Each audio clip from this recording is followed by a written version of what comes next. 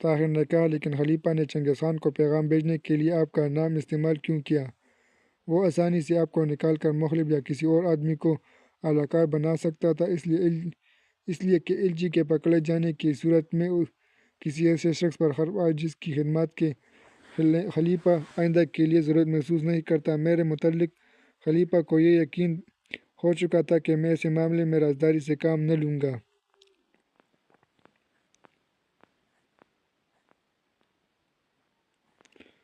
آگ اور خون۔ علاء الدین محمد خوارزم شاہ نے پہلی شکست کے بعد شمال مغرب کا رخ کیا اور دریائے سیہو کے کنارے پر پڑاؤ ڈال کر جنوب کے شہروں سے افواج کی آمد کا انتظار کرنے لگا۔ پوکن کی فتح کے بعد چنگیز خان نے دریائے سیہو کے ساتھ ساتھ شمال مغرب کا رخ کرنے کی بجائے اپنی افواج کا بڑا حصہ جنوب کی طرف منتقل کر دیا اور اس مقصد سے خوارزم شاہ کی توجہ ہٹانے کے لیے اپنے دو بیٹوں کو شمال میں اترار کی طرف روانہ کر دیا۔ خوارزم شاہ اپنے خیال کے مطابق چنگیز خان کے بیٹوں کو دریائے سیہو کے کنارے ایک فیصلہ کن شکست دینے کے لیے زبردست تیاریاں کر رہا تھا، لیکن اچانک اسے خبر ملی کہ چنگیز خان کی فوج جنوب مشرق سے دریائے سیہو کے ساتھ ساتھ سمرقند اور بخارا کا رخ کر رہی ہے۔ محمد شاہ کو ایک طرف اپنی سلطنت کے مضبوط ترین قلعوں کے چھن جانے کا خدشہ پیدا ہوا اور دوسری فکر دامنگیر ہوئی کہ اگر تاتاری ان دونوں شہروں پر قابض ہو گئے تو وہ دریائے سیہو کے کنارے جھیل ارم تک اس کے باقی تمام مورچوں پر آسانی سے قابض ہو جائیں گے اور جنوب میں اس کی رسد و کمک کے تمام راستے کٹ جائیں گے۔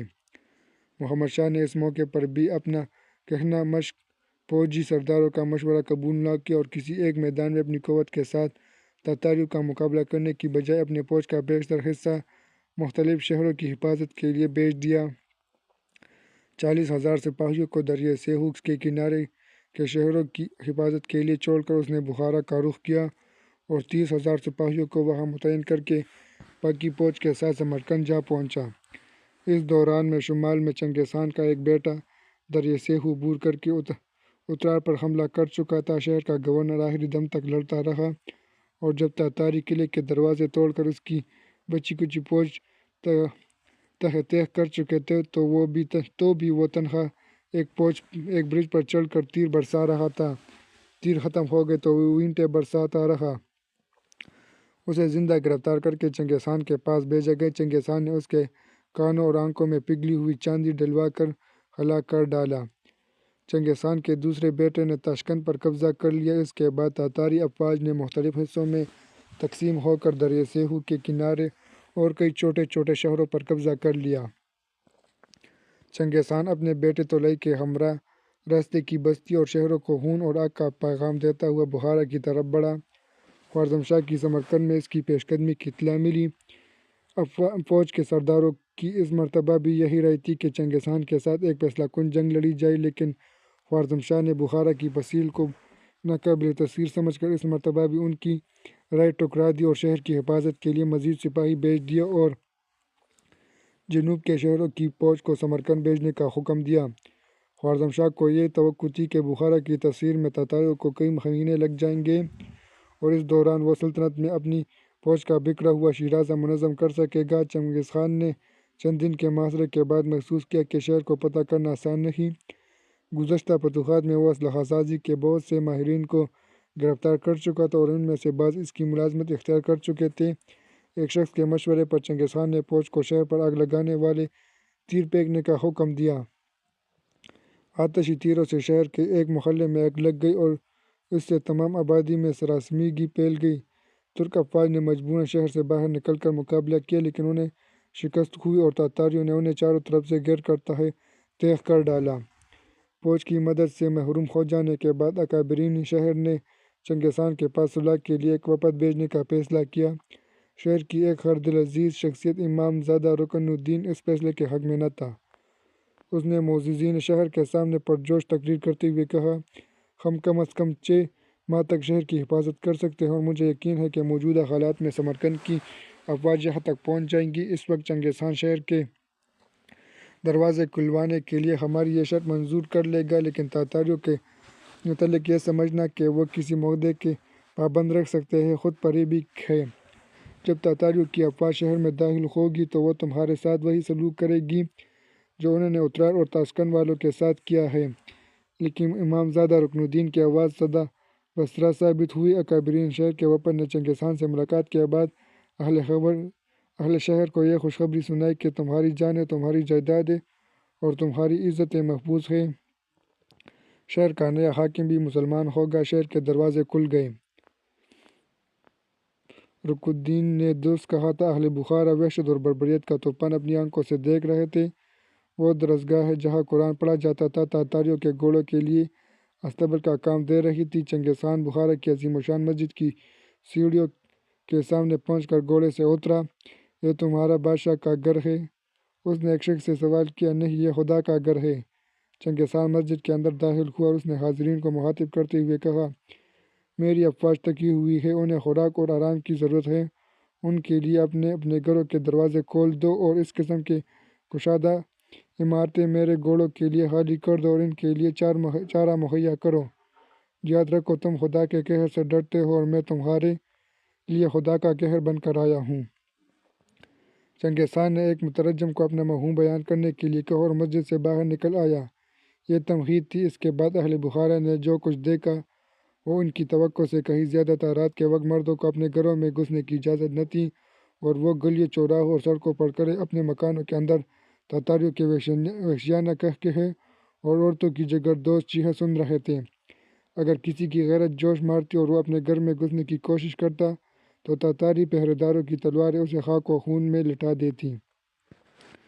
امراء کے محلات پر تاتاریوں کا پہرا اس سے کہیں زیادہ سخت تھا۔ انہیں طرح طرح کی جسمانی اذیتیں دینے کے بعد ان کے خفیہ خزانوں کا پتہ لگایا جاتا اور جب وہ ایک خزانے کا پتہ دیتے انہیں یہ کہا جاتا کہ تم نے اور بھی بہت کچھ چھپا رکھا ہے۔ وہ سب کچھ دے بیٹھے لیکن تاتاری مرتے دم تک ان کا پیچھا نہ چھوڑتے۔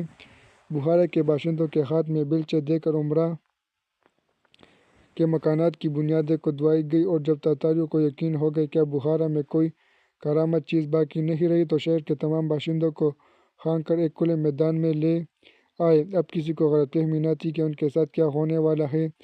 ہر طرف عورتوں اور بچوں کی جگردوز چیخیں سنائی دے رہی تھیں۔ مردوں کی آنکھوں میں آنسو تھے۔ چیختی چلاتی عورتیں زبردستی کھینچ کر مردوں سے علیحدہ کی گئیں۔ بے کس نگاہیں آسمانوں کی طرف اٹھ رہی تھیں۔ ان کی آزادی چھن چکی تھی اور شہر میں ان کے مکانات آگ کے شعلے بلند ہو رہے تھے اور اب ان کی عورتیں بھی ان سے چھینی جا رہی تھیں اور وہ پردہ نشین عورتیں جن میں آج تک چشم پلک نے بھی نہیں دیکھا تھا، تاتاری ان کے بچوں اور ان کے شوہروں کے سامنے ان کی عصمت دری کر رہے تھے۔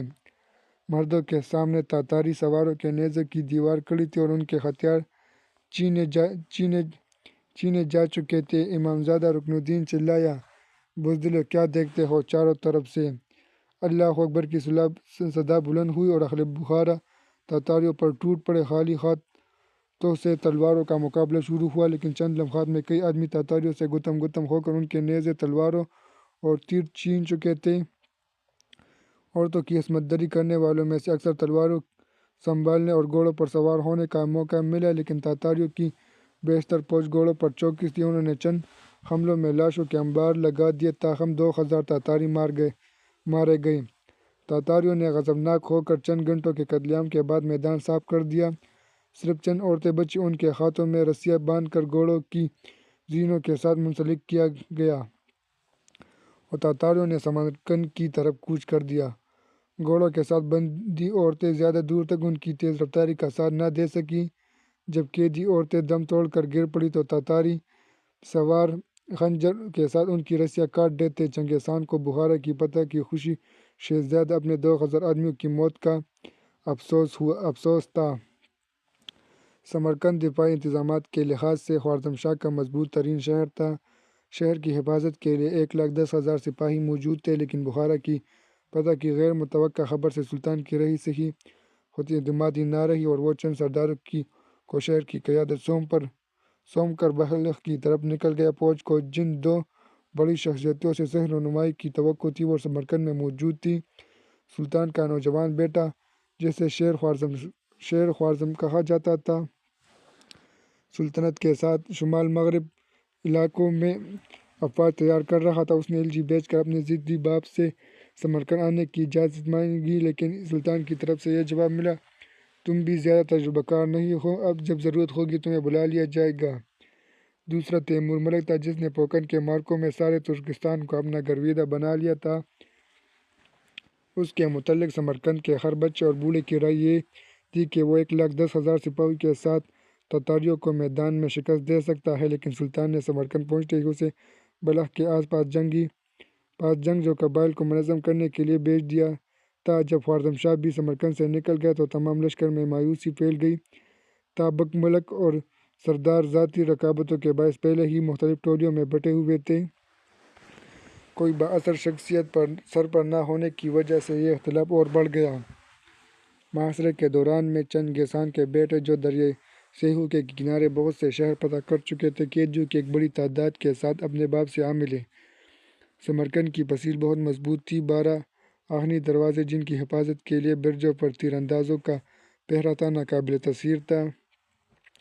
چنگیز خان نے قیدیوں کو پسیل کے ارد گرد مورچے کھودنے کا کام پر لگا دیا اور طویل محاصرے کی تیاری شروع کر دی۔ شہر کی محافظ فوج کو یہ احساس ہونے لگا کہ 1-2 ماہ تک تاتاری آس پاس کے علاقے میں اس قدر مضبوطی سے پہنچ جما لیں گے کہ باہر سے کوئی کمک اہل شہر کی مدد کے لیے بھی بھیجی بھی گئی تو اس کے لیے شہر تک پہنچنا ناممکن ہوگا۔ مورچے تعمیر کرنے کے لیے تاتاری آس پاس کی بستیوں سے قیدیوں کی نئی ٹولیاں لا رہے تھے۔ ان حالات کے پیش نظر فوج کے سرداروں نے شہر سے باہر نکل کر لڑنے کا فیصلہ کیا۔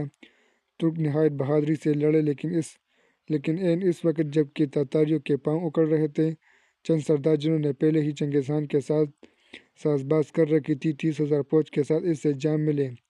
فتح کے بعد چنگیز خان نے پہلے دن ان کی آبگت کی، انہیں پہننے کے لیے تاتاری سپاہیوں کا لباس دیا، لیکن شہر میں قتل عام سے فارغ ہو کر ان 30,000 غداروں کو ان کے سرداروں سمیت رات کے وقت نیند کی حالت میں موت کے گھاٹ اتار دیا۔